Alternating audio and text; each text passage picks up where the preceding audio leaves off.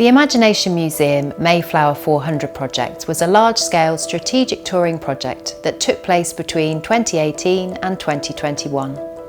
It aligned with the National Mayflower 400 commemoration and looked again at the historic journey of the Mayflower from England to America in 1620, and particularly looked at the stories of the passengers on board. Our ambition was to put together a programme of activities that would really make people think about what it was like to be on board the Mayflower, thinking about the reality of that in relation to their own experiences, therefore using dance and text and music to bring a historical story to life in a new way.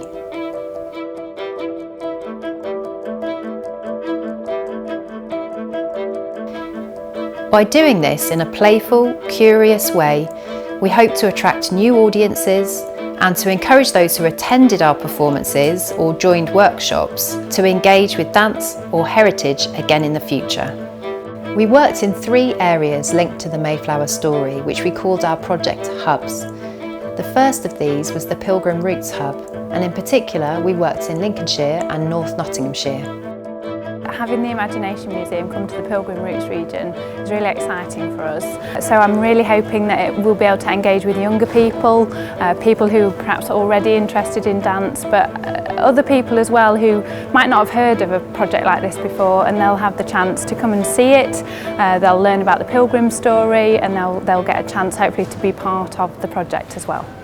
The second was the Hampshire Hub, and we work with Hampshire Cultural Trust venues, Aldershot Military Museum, Westbury Manor Museum and Red House Museum and Gardens.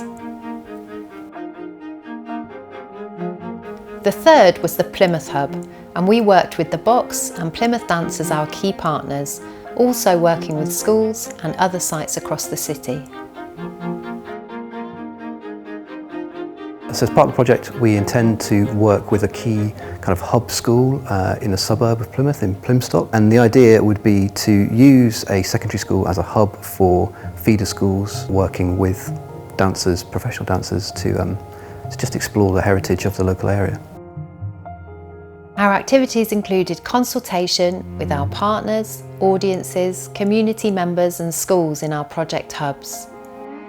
Opportunities to talk about the project, to get people thinking creatively and to get a sense of what direction people wanted to take it in each area. Professional performances, which took place in museums, heritage sites, churches, schools and community spaces, for example. Dance workshops, working mainly with children, young people and families. We've been working with Alice, one of the professionals, every Thursday. It's really fun to do it because I love dancing. All working towards celebration events in our partner hubs, with the professional team working alongside a community cast of singers, dancers and actors. Along the way, the pandemic required us to look again at what we were offering. This led us to also add in elements such as a creative care package offer, sending activities linked to the Mayflower story through the post. A series of 3 specially adapted inspiration films, which we used when live performance wasn't possible, and many additional resources to support teachers, parents, group leaders in rehearsing independently, such as flashcards and resource sheets.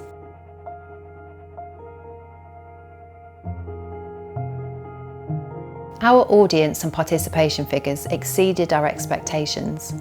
We had hoped that we would work with 5,000 people, and in the end we worked with over 7,000 and more online.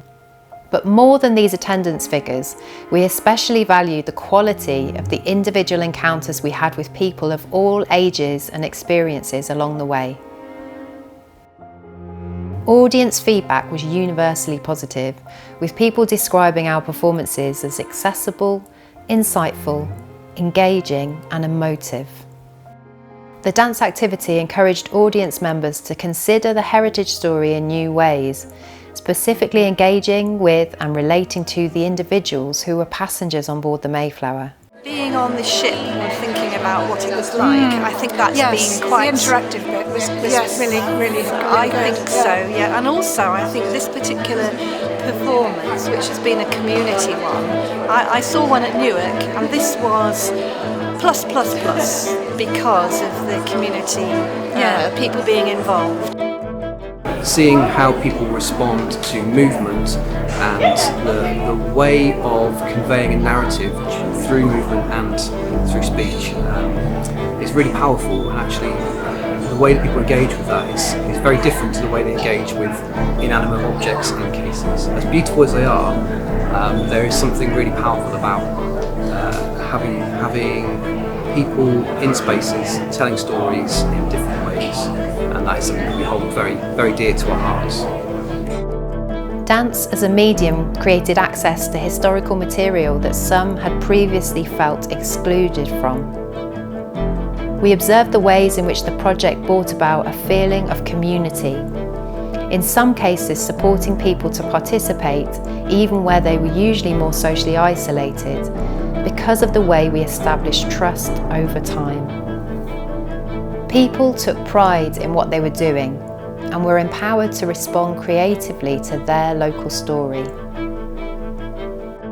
The relationships that have been built through working with Kane and Caitlin and Plymouth Dance and with our officers on site in the box have been amazing. They've been incredible, and seeing today as we are here with families, children bringing their families in to watch both the film and the performances is a very emotional experience, and seeing the way that their families have responded and the pride that is there for those families seeing their children performing is wonderful. Our collaborative way of working meant that the participants' experience was more memorable.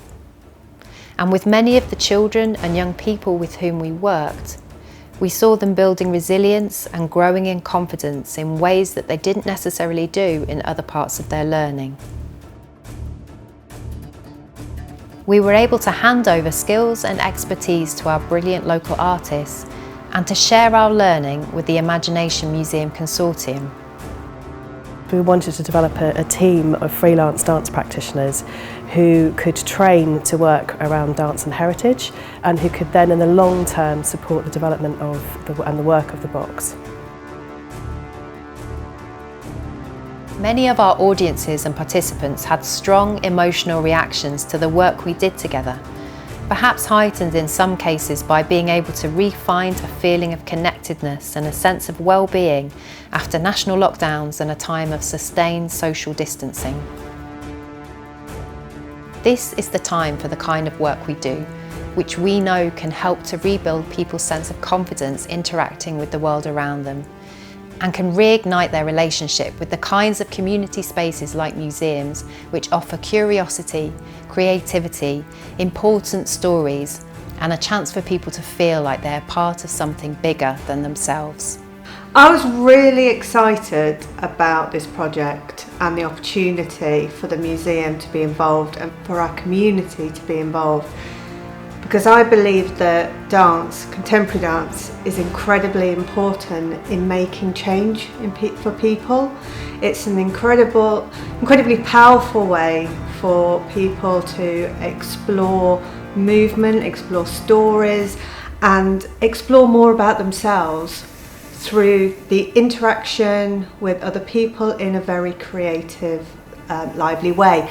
And there are stories, local stories within the museum, stories that people hold within the community that haven't been explored, and to have the opportunity to do that through dance in the garden, in the grounds of the museum, is incredibly exciting, and I think it will draw new people in the community to those stories and to this site. So it's been really exciting.